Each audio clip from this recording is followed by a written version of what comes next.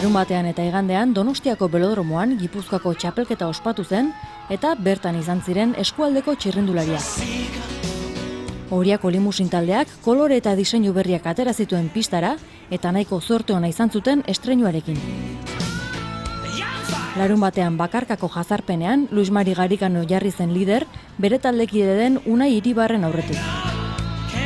Arrazoi pertsonalak medio, Luis Marik ezin izan zuen igandeko saiora joan. Hala ere, bere lehenengo postu hori eskualdean geratu zen. Unai Iribarrek keirin eta puntuak eta probetan eginiko lanari esker Gipuzkoako txapeldun bihurtu zen juvenil mailan.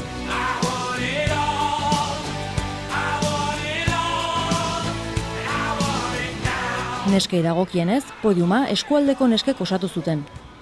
Lehenengo postuan Maia Mondarain Oriako limusin taldeko txirrindularia sailkatu zen. Bigarren postuan Tolosako nesken Gipuzkoa Caja Rural bide taldeko Eukene Larrarte sailkatu zen. Eta hirugarren postuan Naia Mondarain limusin taldekoa.